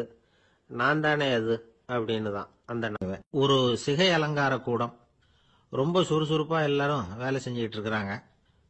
முடிவெட்டிக்க வந்திருக்கிறவங்க நிறைய பேர். எல்லாரும் வரிசையா உட்காந்துருக்கிறாங்க. அந்த சமயத்துல திடீர்னு கதவை திறந்துட்டு ஒருத்தர் உள்ள வர்றார். அவர் ஒரு பெரிய மனிதர். அவரும் முடிவெட்டிக்கிறதுக்காக தான் உள்ள வந்திருக்கிறார். அவரை பார்த்த உடனே அங்க வரிசையில் உட்காந்துருந்தவங்க எல்லாரும் எழுந்திருச்சு அவர்கிட்ட வந்துட்டாங்க. அவரை சுத்தி நின்றுட்டாங்க. எப்படி இருக்கிறீங்க, நல்லா இருக்கீங்களா அப்படின்னு விசாரிக்க ஆரம்பிச்சுட்டாங்க. எல்லாம் முடிஞ்சதும் வந்தவர் கேட்டார், வரிசையில கடைசியா இருக்கிறவர் யார் அப்படின்னு கேட்டார். ஏன்னு கேட்டாங்க. நான் அதுக்கு அடுத்தபடியா உட்காரணும், அதுக்காக தான் கேட்கறேன் அப்படின்னார். உடனே அங்க இருந்தவங்க எல்லாம் என்ன சொன்னாங்க தெரியுமா? நீங்க வந்து வரிசையில காத்திருக்க கூடாது, நீங்க அரசாங்கத்தின் தலைவர், உங்களுக்கு நேரம் முக்கியம், அதனால நீங்க முன்னாடி போங்க அப்படின்னு சொன்னாங்க. ஆனா அதை அவர் கேட்கல. தோழர்களே, உங்களுடைய கருத்துக்கு ரொம்ப நன்றி. எல்லாரும் வரிசையா தான் வரணும், அதுதான் முறை. வரிசையில வரணுங்கிற நடைமுறையை நானும் பின்பற்ற விரும்புறேன். நாம எல்லாரும் சமமானவர்கள் அப்படின்னார். இப்படி சொல்லிவிட்டு வரிசையில கடைசியா இருந்த ஒரு நாற்காலியில போய் உட்காந்துக்கிட்டார். தன் சட்டை பையில இருந்த ஒரு செய்தித்தாளை எடுத்தார், படிக்க ஆரம்பிச்சிட்டார். ஆனா அங்க இருந்தவங்களால இதை பார்த்துக்கிட்டு சும்மா இருக்க முடியல. ஒருத்தர் எழுந்திருச்சு வந்தார். ஐயா, இப்ப என்னுடைய முறை வந்திருக்குது, நான் தான் போக வேண்டிய முறை. உங்களை இங்க காத்திருக்க வைக்கிறத விட ஒரு 5 ஆண்டுகளுக்கு கூட நான் முடிவெட்டிக்காமே இருந்துட முடியும் அப்படின்னார். அவர் மறுபடியும் சொன்னார், ஐயா, நீங்க வரிசை முறையை தாண்டி போக விருப்பப்படல, சரி. ஆனா என்னுடைய முறையை மாத்தி கொடுக்கறதுக்கு எனக்கு முழு உரிமை இருக்குது. இதுக்கு பதிலா உங்களுடைய கடைசி இடத்தை நான் எடுத்துக்கிறேன், இதை நீங்க மறுக்க முடியாதுன்னார். அங்க இருந்த மற்றவங்களும் இதை ஒரு மனசா வற்புறுத்த ஆரம்பிச்சிட்டாங்க. அந்த பெரிய மனிதர் பார்த்தார், சரின்னு கடைசியா ஒத்துக்கிட்டார். அவர் யார் தெரியுமா? அவர் தான் மாவீரர் லெனின். ரஷ்யாவில் கிரெம்ளின் சிகை அலங்கார கூடத்துல தான் இது நடந்தது. எல்லாரும் இந்நாட்டு மன்னர்கள்னு வாயளவுல பேசுறதுல என்ன பிரயோஜனம்? நாம எல்லாரும் சமம்ங்கிறத நடைமுறையில கடைபிடிச்சு காட்டினவங்க கொஞ்சம் பேர் தான். அவங்கள ஒருத்தர் தான் லெனின். வரிசையில் நின்று வர்றதுங்கிறது ஒரு சிறந்த பண்பு, உயர்ந்த பண்பு. இன்னைக்கு பல இடங்கள்ல அது நமக்கு தேவைப்படுது. ஒரு ரேஷன் கடைவாசல், கடை திறக்கிறதுக்கு முன்னாடியே எல்லாரும் வரிசையில் நின்றுட்டாங்க. கடைசியா வந்த ஒருத்தர் கியூவில் முன்னாடி போறதுக்கு முயற்சி பண்றார். ஏற்கனவே நின்றுட்டு இருக்கிறவங்க அவரை முன்னாடி போறதுக்கு விட மாட்டேங்கிறாங்க. கடைசியா போய் நில்லையா அப்படின்னு எல்லாரும் கத்துறாங்க. அது அவர் காதுல வாங்கல. முண்டி அடிச்சுக்கிட்டு முன்னாடி போறதுக்கே முயற்சி பண்ணிட்டு இருக்கிறார். எல்லாரும் சேர்ந்து அவரை வலுக்கட்டாயமா இழுத்து கொண்டாந்து பின்னாடி கொண்டு போய் நிறுத்திவிட்டாங்க. நிறுத்திவிட்டு சொன்னாங்க, இதை பாருப்பா, நாங்க இருக்கிற வரைக்கும் நீங்க முன்னாடி போய் எதையும் வாங்க முடியாது, தெரிஞ்சுக்கோ அப்படின்னாங்க. இப்போ அந்த ஆள் சொன்னாராம், நான் இங்க பின்னாடி நிக்கிற வரைக்கும் நீங்களும் எதுவும் வாங்க முடியாது அப்படின்னாராம். ஏன்னு கேட்டிருக்கிறாங்க. நான் தான் அந்த கடையை திறக்க வேண்டிய ஆள் அப்படின்னா. ஒரு அழகான கடற்கரை, சுற்றுலா பயணிகள் நிறைய பேர் அங்க போறது வழக்கம். சனி ஞாயிறு கூட்டம் அதிகமா இருக்கும். அதோட விளைவு என்னங்கிறது அடுத்த நாள் தான் தெரியும். ஆமா, அந்த கடற்கரையை சுத்தப்படுத்துற தொழிலாளிகள் திங்கட்கிழமை ரொம்ப சிரமப்படுவாங்க. சனி ஞாயிறு வந்த கூட்டம் கடற்கரை பூராவும் காலி ஐஸ்கிரீம் கப்புகளை வீசி எறிஞ்சிட்டு போயிருக்கும். ஆயிரக்கணக்கான கப்புகள் அங்க பரவலா கிடக்கும். அதையெல்லாம் பொறுக்கி எடுத்து சுத்தம் பண்ணி ஆகணும். இதனால திங்கட்கிழமை வேலைக்கு வர்றதுக்கு எல்லாரும் பயப்படுவாங்க. அப்படி ஒரு நிலைமை. பல பேர் அன்னைக்கு லீவ் எடுத்துட்டு போயிடுறது வழக்கம். நமக்கு எதுக்கு இன்னைக்கு தொந்தரவுன்னு. இது ஒரு பெரிய பிரச்சனையா இருந்தது. இதுக்கு என்ன பண்ணலாம் அப்படின்னு யோசனை பண்ணாங்க. ஒரு ஆலோசனை கூட்டத்துக்கு ஏற்பாடு பண்ணாங்களாம். அந்த நகர நிர்வாக அலுவலர்கள், பணியாளர்கள் எல்லாரும் அதுல கலந்துகிட்டாங்க. கூட்டம் ஆரம்பமாச்சு. ஆரம்பத்துல சொன்னாங்க, இந்த பிரச்சனைக்கு ஒரு தீர்வு வேணும், என்ன பண்ணலாம், அதை முடிவு செய்யறதுக்கு தான் இந்த கூட்டம். இதுல நீங்க செய்ய வேண்டியது என்னன்னா, உங்களுக்கு தோன்றுகிற யோசனை எதுவா இருந்தாலும் சொல்லுங்க, கொஞ்சம் கூட தயக்கம் வேண்டாம். நாம சொல்ற யோசனை ஈடுபடுமா படாதா அப்படின்னு எல்லாம் யோசிக்க வேணாம். எல்லாருடைய யோசனைகளையும் அப்படியே பதிவு செய்துகிறோம். கடைசியா அதுல இருந்து ஒரு சிறந்த யோசனையை தேர்வு பண்ணி அதை பயன்படுத்தலாம். இந்த சந்தர்ப்பத்தில் இன்னொரு முக்கியமான வேண்டுகோள், எவ்வளவு சாதாரணமான யோசனையா இருந்தாலும் சரி, அது சொல்லும் பொழுது அடுத்தவங்க ஏளனம் செய்யக்கூடாது. இது ஒரு பெரிய யோசனையா அப்படின்னு சொல்லி எதையும் அலட்சியப்படுத்தக்கூடாது. இதுதான் அந்த கூட்டத்தின் ஆரம்பத்தில் செய்யப்பட்ட அறிவிப்பு. உடனே அந்த கூட்டத்தில் இருந்தவங்க ஆளுக்கு ஒரு யோசனை சொல்ல ஆரம்பிச்சாங்க. ஒருத்தர் எழுந்திருச்சார், இங்க வர்ற சுற்றுலா பயணிகள் கிட்ட ஆளுக்கு $10 ஒரு டெபாசிட் மாதிரி வைப்பு பணமா வாங்கிக்கணும். காலி ஐஸ்கிரீம் கப்பை திருப்பி கொடுத்தா அந்த பணத்தை திருப்பி கொடுத்துடலாம். இப்படி ஒரு ஏற்பாடு பண்ணிட்டா கப்புகளை தேடி பொறுக்கிட்டு இருக்க வேண்டியதில்லை, எல்லாம் ஒரே இடத்துக்கு சேர்ந்துரும். அப்படியே நாம தூக்கிட்டு போய் ஒரு இடத்துல கொட்டி போடலாம் அப்படின்னாரு. இன்னொருத்தர் எழுந்திருச்சார், கப்பை கீழே போட்டா $50 அபராதம் அப்படின்னு அங்கங்க போர்டு எழுதி வச்சுடலாம். கப்புகளை போடுறதுக்கு அங்கங்க பெரிய கூடைகளை வச்சுடலாம். நாம சாவகாசமா அந்த கூடைகளை சேகரம் பண்ணிக்கலாம் அப்படின்னாராம்.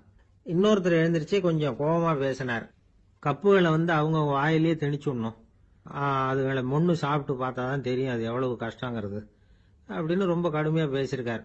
இது வேடிக்கையா தெரிஞ்சாலும் இந்த யோசனையும் பதிவு செஞ்சுக்கிட்டாங்களாம். இப்படி பல யோசனைகள். கடைசியா எல்லாத்தையும் படிச்சு பார்த்துட்டு பரிசீலனை பண்ணாங்க. அப்புறம் தான் யோசனை வந்தது. இவர் வேடிக்கையா சொன்னது, கப்புகளை அவங்கவுங்க வாயிலேயே திணிச்சு சாப்பிட சொல்லணும், அதுதான் தண்டனைன்னாருல, ஏன் அப்படி சாப்பிடுறது மாதிரியே கப்புகளை தயார் பண்ணா என்ன அப்படின்னு சிந்திக்க ஆரம்பிச்சாங்களாம். ஆகா, அதுதான் சரின்னு ஒரு முடிவுக்கு வந்தாங்க. அதுல இருந்து உருவானதுதான் இந்த வேஃபர் கப்ஸ். ஐஸ்கிரீமை சாப்பிட்டு முடிச்சதும் கப்பையும் சாப்பிட்டுடலாம். கோன் ஐஸ்கிரீம் சாப்பிடுறோம்ல, அதுதான். அமெரிக்காவில் மியாமி கடற்கரையில ரொம்ப காலமா இருந்துகிட்டு வந்த குப்பை பிரச்சனைக்கு இப்படிதான் ஒரு தீர்வு வந்துதான். இதுல இருந்து நாம புரிஞ்சுக்க வேண்டியது என்னன்னா, நாம அன்றாட எத்தனையோ பிரச்சனைகளை சந்திக்கிறோம், அதுக்கெல்லாம் தீர்வு உண்டு. அது எங்க ஒளிஞ்சிருக்குன்னு கண்டுபிடிக்கணும். அந்த அந்த யோசனையையும் நல்லா தீவிரமா யோசிக்கணும். யார் என்ன யோசனை சொன்னாலும் அதை அலட்சியப்படுத்தக்கூடாது. அக்கறையோட கவனிக்கணும், அதை யோசிச்சு பார்க்கணும். ஒரு அம்மா தன்னோட வீட்டுக்காரரை ஒரு மனநல மருத்துவர்கிட்ட அழைச்சிட்டு வந்தாங்களாம். டாக்டர், இவருக்கு கோன் ஐஸ்கிரீம் பிடிக்கல, பேப்பர் கப்பில் இருக்கிற ஐஸ்கிரீம் தான் வேணும்னு அடம் பிடிக்கிறார் அப்படின்னாங்களாம். அது ஒன்றும் தப்பு இல்லையேன்னாராம் டாக்டர். இதுக்கு அந்த அம்மா சொன்னாங்களாம், இவர் கப்பு ஐஸ்கிரீம் வாங்குறதுல தப்பு இல்லை டாக்டர், பிரச்சனை அது இல்லை. அப்புறம் வேற என்னன்னு கேட்டிருக்காரு. வாங்கினதும் ஐஸ்கிரீமை கீழே கொட்டிவிட்டு அந்த பேப்பர் கப்பை மட்டும் விரும்பி சாப்பிடுறார், அதனால தான் உங்ககிட்ட அழைச்சிட்டு வந்தேன் அப்படின்னு. வாழ்க்கையில சில சந்தர்ப்பங்கள்ல நாம சில அவமானங்களை சந்திச்சே தீர வேண்டியிருக்கு. என்ன பண்றது, காலம் அப்படி. அவமானப்படுறவங்க உடனே அடங்கி போயிடுறது தான் உலக வழக்கம். அவமானப்பட்டா உடனே சீறி எழறவங்களும் உண்டு. ஆனா அதையே ஒரு சவாலா எடுத்துக்கிட்டு முன்னுக்கு வர்றவங்களும் சில பேர் இருக்கிறாங்க. அவங்க ரொம்ப அபூர்வம். இன்னைக்கு மனோதத்துவ நிபுணர்கள்லாம் என்ன சொல்றாங்க தெரியுமா? அவமானப்பட்டுட்டா உடனே அடங்கி போயிடக்கூடாதான். அதையே ஒரு சவாலா எடுத்துக்கிட்டு மனசுல ஒரு வைராக்கியத்தோட முயற்சி பண்ணனா வாழ்க்கையில எல்லாரும் முன்னேறலாமா. அவமானம்ங்கிறத நாம வைராக்கியமா மாத்திக்கணும். அதுதான் வெற்றிக்கு வழி. ராமர் இந்த பூமியில பிறந்ததே ஒரு வைராக்கியத்தினால தான் சார் அப்படின்னார் ஒருத்தர். எப்படிங்க அது அப்படின்னு கேட்டேன். அவர் சொன்னார், தசரதருக்கு ராமர் குழந்தையா பிறக்கணும், அப்பதான் இங்க இருக்கிற கஷ்டங்கள்லாம் நீங்கும் அப்படின்னு சர்வ லோகமும் எதிர்பார்த்துக்கிட்டு இருக்குது. ஆனா அவர் எப்போ பிறப்பார் அப்படின்னு யாருக்கும் தெரியல. அந்த காரியம் சீக்கிரம் நடக்கணுமே, அதுக்கு என்ன பண்றது? நாரதர் வந்தார் ஒரு நாள் தசரதரை தேடி. தசரதா, உனக்கு ஒரு செய்தி தெரியுமான்னு ஆரம்பிச்சார். அவர் எப்பவும் இப்படித்தானே ஆரம்பிக்கிறது வழக்கம். என்ன விஷயம்னு கேட்டார் தசரதர். தசரதா, நீ அடிக்கடி உன்னோட தேர்ல ஏறிக்கிட்டு தேவலோகத்துக்கு போற, அங்க போற வர்ற எல்லாம் பண்ணிட்டு இருக்க, எல்லாம் சரி. தேவலோகத்திலையும் உன்னை நல்லபடியா தான் வரவேற்கிறாங்க. தேவேந்திரன் உன்னை பிரியமா அழைச்சிட்டு போய் தன்னுடைய அரியாசனத்திலேயே தனக்கு பக்கத்திலேயே உட்கார வைக்கிறான். நீயும் சந்தோஷமா உட்காந்து பேசிவிட்டு வந்துடுற. ஆனா நீ இங்க வந்ததுக்கு அப்புறம் அங்க என்ன நடக்குது தெரியுமா உனக்கு அப்படின்னாராம் நாரதர். என்ன நடக்குது எனக்கு ஒன்றும் தெரியலையே அப்படின்னாராம் தசரதர். நாரதர்கிட்ட கிட்டத்தில் கேட்டிருக்காரு, கொஞ்சம் சொல்லுங்க என்னது அப்படின்னு. அவர் நெருங்கி வந்தாராம் நாரதரும். மெதுவா அவர் காதோட காதா சொன்னாராம். அதாவது நம்ம பாஷையில சொல்ல போனா பத்த வைக்கிறார். நீ அங்க தேவேந்திரங்கிட்ட உட்காந்து பேசிவிட்டு வந்த பிறகு நீ அங்க உட்கார்ந்திருந்த அரியாசனத்தை தண்ணி ஊத்தி கழுவி சுத்தப்படுத்துறாங்க. நீ என்ன அந்த அளவுக்கு சுத்தம் இல்லாத ஆளா, தினம் குளிக்காமையா இருக்கிற அப்படின்னாராம். தசரதருக்கு இது ரொம்ப அவமானமா போயிட்டுது. அப்படியே செய்யறாங்க அப்படின்னாராம். ஆமா, நீ வேணும்னா நான் சொல்றது உண்மையா இல்லையா அப்படின்னு சோதனை பண்ணி பார்த்துக்கோ அப்படின்னாராம் நாரதர். உடனே தசரதர் இதுக்காகவே புறப்பட்டு தேவலோகம் போனார். அங்கே வழக்கம் போலவே இவரை கூப்பிட்டு உட்கார வச்சு பேசிக்கிட்டு இருந்தான் தேவேந்திரன். கொஞ்ச நேரம் பேசிக்கிட்டு இருந்துட்டு சரி நான் கிளம்புறேன்னு புறப்பட்டார். சரி, அவனும் வாசல் வரைக்கும் வழி அனுப்பி வச்சுட்டு உள்ளே போயிட்டான். தசரதர் வெளியில் கொஞ்ச நேரம் மறைஞ்சி இருந்துட்டு மெதுவாக உள்ளே எட்டி பார்த்தார் என்ன நடக்குதுன்னு. நாரதர் சொன்னது உண்மைதான். தசரதர் உட்கார்ந்திருந்த ஆசனத்தை அங்கே 2 தேவர்கள் கழுவி சுத்தப்படுத்திக்கிட்டு இருக்கிறாங்க. தசரதரால் இதை தாங்கிக்க முடியல. அவருக்கு ரொம்ப அவமானமாக போச்சு. நேரா கிடுகிடுன்னு தேவேந்திரங்கிட்டே போனார். நான் உட்கார்ந்திருந்த இருக்கையை சுத்தம் பண்றியே, நான் என்ன அந்த அளவுக்கு பாவியா அப்படின்னு கேட்டார். ரொம்ப கோபமா கேட்டார். தசரதரே, மனுஷனுக்கு 3 கடன்கள் உண்டு. தேவ கடன், ரிஷி கடன், பித்ரு கடன். இதை தீர்க்காதவன் பாவியாகிறான். இதுல மகனை பெறுவதால் தான் பித்ரு கடன் தீரும். உனக்கு மகன் கிடையாது, அதனால நீ பாவி ஆகிற. பாவி உட்கார்ந்திருந்த இடம்ங்கிறதுனால அதை சுத்தம் செய்ய வேண்டியது எங்க கடமை அப்படின்னு நானும் தேவேந்திரன். இந்த இடத்துல தசரதருக்கு ஏற்பட்ட அவமானம் ஒரு வைராக்கியமா மாறிச்சு. தேவேந்திரனே கேட்டுக்கோ, ஒரு மகனை பெற்ற பிறகுதான் இந்த சபையில மறுபடியும் அடி எடுத்து வைப்பேன் அப்படின்னு சொல்லிவிட்டு போயிட்டாராம். போய் புத்திர காமேஷ்டி யாகம் பண்ணார். புத்திரர்கள் பிறந்தார்கள். இந்த கதையில உள்ள கருத்து என்னன்னா, தேவேந்திரன் தசரதரை அப்படி அவமானப்படுத்தலைன்னா அவருக்கு இப்படி ஒரு வைராக்கியம் பிறந்திருக்குமா? யோசிச்சு பார்க்கணும். நமக்கு ஏற்படுகிற சில அவமானங்களையும் வைராக்கியமா மாத்திக்குவோம். அப்படி மாத்திக்கிட்டோம்னா வாழ்க்கையில முன்னேறலாம். நம்ம ஆளுங்க சில பேர் அவமானத்தை வந்து வைராக்கியமாக மாற்றிக்கிறது எப்படி தெரியுமா? நம்மகிட்ட ஒரு பையன் சொன்னான், எங்கள் அப்பா என்னை எல்லாருக்கும் முன்னாடி வச்சு திட்டிவிட்டார், பொறுப்பு இல்லாமல் ஊர் சுத்துறேன்னு சொல்லி அவமானப்படுத்தி விட்டார், இனிமே நீ என் முகத்திலேயே முழிக்காதரா போடான்னு வேற சொல்லிவிட்டார். எனக்கு ரோஷம் வந்துட்டுது. அந்த அவமானத்தை வைராக்கியமாக மாற்றிக்கிட்டேன். அன்னையிலேருந்து அவர் முகத்திலேயே முழிக்கிறது இல்லை அப்படின்னா. அப்படியான்னு கேட்டோம். ஆமாங்க, அவர் வீட்டில் இல்லாத நேரமாக பார்த்து உள்ள சமையல் கட்டுக்கு போய் சாப்பிட்டுட்டு நைஸாக வெளியில் வந்துடுவேன் அப்படிங்கிறான் அவன். என்ன சார் உங்கள் பையன் என்ன செஞ்சுக்கிட்டு இருக்கிறான் இப்போ அப்படின்னு கேட்டார் ஒருத்தர். அடிக்கடி கண்ணாடி முன்னாடி நின்று அழகு பார்த்துக்கிட்டு இருக்கிறான் சார் அப்படின்னாரு அப்பா. இளம் பருவம் இப்படி தான் இருக்கும், அதையெல்லாம் சாதாரணமாக நினச்சிடாதீங்க அப்படின்னாரு அவர். என்ன சார் சொல்கிறீங்க, கண்ணாடி முன்னாடி நின்றுக்கிட்டு நேரத்தை வீணாக்கிக்கிட்டு இருக்கான், அதை ஒரு பெரிய விஷயமா நான் நினைக்கணுமா அப்படின்னாரு இவர். இளம் பருவத்தில் இளைஞர்களுக்கும் சின்ன பொண்ணுங்களுக்கும் அடிக்கடி கண்ணாடியில் பார்க்கணும்னு தோணும். அது வெறுமனே அழகு பார்க்கறது மட்டும் இல்லை, அவங்க தங்களையே தேடி கண்டுபிடிக்கிற ஒரு முயற்சி அது. இது ஒரு மனோதத்துவ விளைவு. இது வரைக்கும் வந்து சின்ன பிள்ளையா இருந்துட்டோம், இனிமேல் நாமளும் மற்றவங்க மாதிரி மனிதர்கள் தான் அப்படிங்கிற உணர்வு அவங்களுக்கு வருது. தங்களோட முகம் எப்படி இருக்குது, அழகு எப்படி இருக்குது, உடம்பு நேரம் எப்படி இருக்குது, முடி எப்படி இருக்குது அப்படிங்கிறதையெல்லாம் கண்டுபிடிக்கிறாங்க. அதுக்கப்புறம் இன்னொரு ஆணோ பொண்ணோ தன்னை கவனிக்கணும் அப்படின்னு நினைக்கிறாங்க. இதெல்லாம் மனோதத்துவ உண்மைகள், இதெல்லாம் இயற்கை. இதை பார்த்துட்டு பெற்றவங்க வந்து பிள்ளைங்க கெட்டு போட்டாங்க அப்படின்னு நினைக்கக்கூடாது, அவங்கள திட்டிக்கிட்டே இருக்கக்கூடாது. இன்னைக்கு பல குடும்பங்களில் இதுதான் நடந்துகிட்டு இருக்குது. மனுஷ வாழ்க்கையிலேயே இப்படியும் இல்லாத அப்படியும் இல்லாத ஒரு பருவம் வந்து இளம் பருவம். 13லேருந்து 19 வயசுக்கு உட்பட்ட ஆண்கள் பெண்கள் இந்த வகையை சேர்ந்தவங்க, டீனேஜ் குரூப். இவங்கள சின்னவங்கன்னு நினச்சிட முடியாது, பெரியவங்கன்னு நினச்சிட முடியாது. இவங்க ரொம்ப சென்சிட்டிவ். சமூகம் நினைச்சா இவங்களை வந்து நல்லவங்களாகவும் ஆக்கலாம், கெட்டவங்களாகவும் ஆக்கலாம். கொஞ்சம் அக்கறை எடுத்துக்கிட்டா பெரிய பெரிய மேதைகளையும் விஞ்ஞானிகளையும் உருவாக்கலாம். ஆனால் நடக்கிறது என்ன தெரியுமா, அநேகமாக இவங்களை யாருமே சரியாக புரிஞ்சுக்கிறது இல்லை, இவங்களை சரியாக நடத்துறதும் இல்லை. இது வரைக்கும் நாம் சொல்கிறத கேட்டுக்கிட்டு இருந்தான், இப்பெல்லாம் அவன் இஷ்டத்துக்கு நடக்க ஆரம்பிச்சுட்டான் அப்படின்னு வருத்தப்படுற பெற்றோர்கள் அதிகம். இது வருத்தப்படுற விஷயம் இல்லை, சந்தோஷப்பட வேண்டிய விஷயம். உங்கள் புள்ள வந்து சொந்தமாக யோசிக்க ஆரம்பிக்கிறதும் நடந்துக்க ஆரம்பிக்கிறதும் ஒரு தப்பான விஷயமா? அவன் கடைசி வரைக்கும் உங்கள் பேச்சையே கேட்டுக்கிட்டு இருக்கணுங்கிறது என்ன நியாயம்? இன்னைக்கு இளைஞர்களை வந்து பெரியவங்க தப்பாக புரிஞ்சுக்கிட்டு தவறாக நடத்துறதுனால தான் அவங்களுக்கு வெறுப்பு, எரிச்சல், மனக்கசப்பு எல்லாம் உண்டாகுது. பெற்றவங்க சரியாக மதிக்கிறது இல்லை அப்படிங்கிற ஒரே காரணத்தினாலேயே வீணா போகிற பிள்ளைங்க இன்னைக்கு அதிகம். சரி, பெற்றவங்களுக்கு இன்னைக்கு என்னதான் புத்தி சொல்ல வர்றீங்க அப்படின்னு கேட்குறீங்களா? நாம எதையும் சொல்ல வரல, ஆனால் அது சம்பந்தமான சில நிபுணர்கள் சொல்லியிருக்கிறத உங்கள் காதில் போட்டு வைக்கலாம். அது என்னன்னா, பிள்ளைங்க கிட்ட அன்பு செலுத்துங்க. குழந்தையா இருந்தப்போ எவ்வளவு பாசமாக இருந்தீங்க, வளர வளர அதை ஏன் குறைச்சிக்கிறீங்க? பெற்றவங்களின் அன்பான வார்த்தைகளுக்கு ஏங்குறவங்க தான் இன்றைய இளைஞர்கள். அவங்க எதை சொன்னாலும் அதை அக்கறையாக காது கொடுத்து கேளுங்க, அலட்சியப்படுத்தாதீங்க. அவங்க விரும்புறது உங்ககிட்ட இருந்து ஒரு மதிப்பு, மரியாதை, அங்கீகாரம், இவ்வளவுதான். அவங்க அவங்களாவே முடிவுகள் எடுக்கட்டும், அதுக்கு நீங்கள் உதவியா இருங்க, அது போதும். மற்றவங்க முன்னாடி, முக்கியமாக அவங்க நண்பர்கள் முன்னாடி அவங்கள பற்றி மட்டமாக பேசாதீங்க. அவங்க கிட்ட பொய் சொல்லக்கூடாது. நீங்கள் சொன்னது பொய்ன்னு தெரிஞ்சு போச்சுன்னா உங்கள் பேரில் அவங்களுக்கு இருக்கிற மதிப்பு போயிடும், நம்பிக்கை போயிடும். அவங்களுக்கு முன்னாடி நீங்கள் சண்டை போடக்கூடாது. உங்கள் பிள்ளைய எப்பவும் இன்னொரு பிள்ளையோட ஒப்பிட்டு பேசுகிற வேலையே வேணாம். கூட பிறந்த மற்றவங்களோட கூட ஒப்பிடக்கூடாது. இப்படி செஞ்சால் அவன் உங்ககிட்டையும் பிரியமாக இருக்க மாட்டான், அவங்ககிட்டையும் பிரியமாக இருக்க மாட்டான். புள்ள எங்கே போகிறான், என்ன பண்ணுறான் அப்படின்னுலாம் வந்து துப்பறிஞ்சிக்கிட்டு இருக்கக்கூடாது. இளைஞர்கள் வந்து தனிமையை விரும்புகிறவங்க. அவங்கள வந்து பெட்டியில் வச்சு மூடி பாதுகாக்கணும்னு நினைக்கக்கூடாது. அவங்கள எப்படி பாதுகாக்கிறது அப்படிங்கிறது அவங்களுக்கே தெரியும்.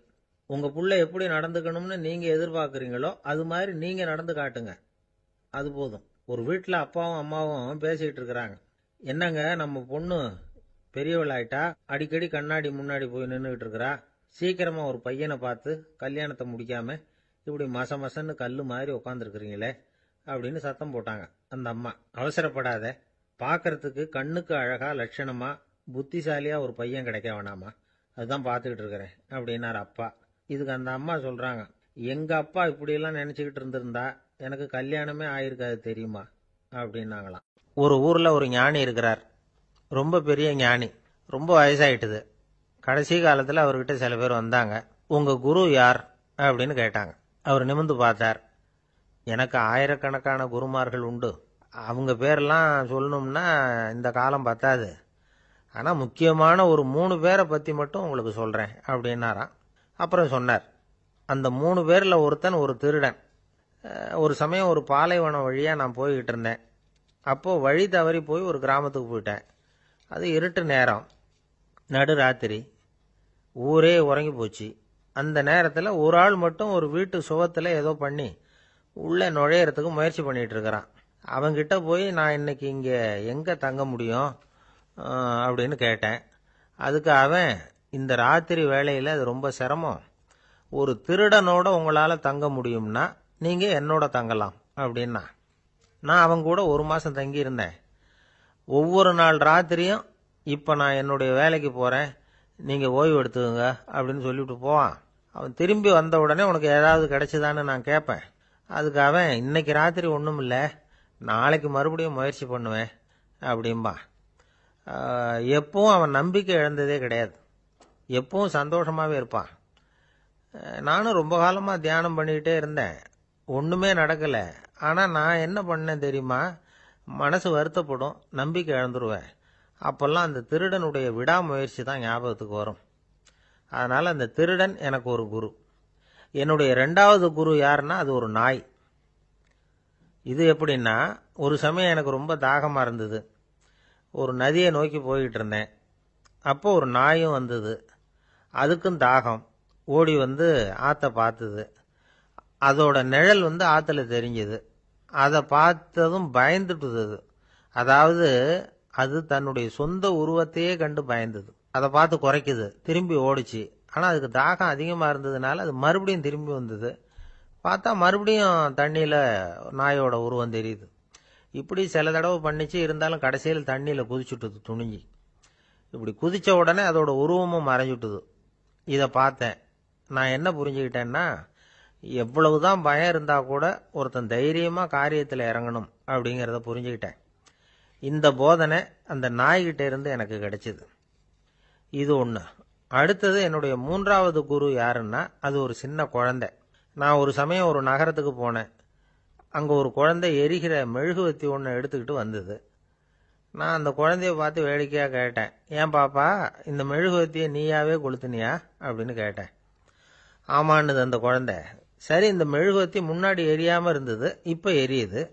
இந்த மெழுகுவத்திக்கு வெளிச்சம் எங்கேருந்து வந்தது, அதை எனக்கு காட்ட முடியுமா அப்படின்னு கேட்டேன் அந்த குழந்தைகிட்ட. இதுக்கு அந்த குழந்தை சிரிச்சுக்கிட்டு அந்த மெழுகுவத்தியை ஊதி அணைச்சுட்டுது. அதுக்கப்புறம் என்னை பார்த்து கேட்டுது, இப்போ இந்த மெழுகுவத்தியின் வெளிச்சம் போனதை பார்த்தீங்க இல்லையா, அது எங்கே போச்சுன்னு எனக்கு சொல்லுங்க அப்படின்னுது. அந்த குழந்தை இப்படி கேட்டதும் என்கிட்ட இருந்த ஆணவம் அழிஞ்சுட்டுது. நான் படித்ததெல்லாம் அந்த வினாடியில் சுக்கு நூறாக போயிட்டுது. என்னுடைய முட்டாள்தனத்தை நான் உணர்ந்தேன் அப்படின்னு இவ்வளவும் அந்த ஞானி விவரமாக சொன்னாராம். அதனால் நாம் இன்னார்கிட்டே இருந்து தான் இதை கற்றுக்கணுங்கிறது இல்லை, யாருக்கிட்டே இருந்தும் எதையும் கற்றுக்கலாம். நம்மால் ஒருத்தன் ஒரு நாய் வளர்த்துக்கிட்டு இருந்தான். அந்த நாய்க்கு வால் கிடையாது. யாரோ ஏற்கனவே வெட்டி எடுத்துட்டாங்க. இந்த நாய் தான் சார் எனக்கு குரு, அதுகிட்டே இருந்து கூட நான் பாடம் கற்றுக்கிட்டு இருக்கிறேன் அப்படின்னா.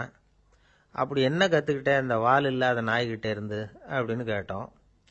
நாம் யாருக்கிட்டையும் வாலாட்டக்கூடாது அப்படிங்கிற பாடத்தை அதுகிட்டே இருந்து தான் நான் கற்றுக்கிட்டேன் அப்படின்னா. ஒரு ஊரில் ஒருத்தர் இருந்தார், ரொம்ப நல்லவர். யாருக்காவது ஏதாவது கொடுத்துக்கிட்டே இருப்பார், கொடையாளி. தினமும் யாராவது ஒருத்தருக்கு ஏதாவது கொடுக்கலன்னா அவருக்கு தூக்கம் வராது, அப்படி ஒரு பழக்கம். அது மட்டும் இல்லை, அவர் கொடுக்கறது அடுத்தவங்களுக்கு தெரியாது, அவ்வளவு ரகசியமாக அதை கொடுப்பார். வலது கை கொடுக்கறது இடது கைக்கு தெரியக்கூடாதுன்னு சொல்லுவாங்கல்ல, அது மாதிரி அவர். ஒரு நாள் ராத்திரி அவர் ஏற்கனவே தயாராக கட்டி வச்சிருந்த பணம் முடிச்ச கையில் எடுத்துக்கிட்டு வீட்டை விட்டு வெளியில் வந்தார். தெருவில் இறங்கி நடந்தார். இன்னைக்கு யாருக்கு தர்மம் செய்யறது அப்படின்னு யோசனை பண்ணிட்டு இருட்டில் நடந்து வந்துகிட்டு இருக்கிறார். யாரோ ஒருத்தர் எதிரில் வர்றது மாதிரி தெரிஞ்சுது. உடனே அவர் கிட்ட போனார். தன்கிட்ட இருந்த பணம் முடிச்சு அவசரமாக அவர் கையில் திணிச்சுட்டு திரும்பி வந்துட்டார். அப்பாடா, ஒரு வழியா யாருக்கும் தெரியாம இன்னைக்கு தர்மம் பண்ணியாச்சு அப்படிங்கிற மகிழ்ச்சி, மன நிறைவு அவர் முகத்துல. நிம்மதியா தூங்கினார். அப்புறம் எழுந்திரிச்சார். மறுநாள் காலையில ஊரு பூரா ஒரே பேச்சு. என்ன பேச்சுன்னா, நேற்று ராத்திரி ஒரு திருடன்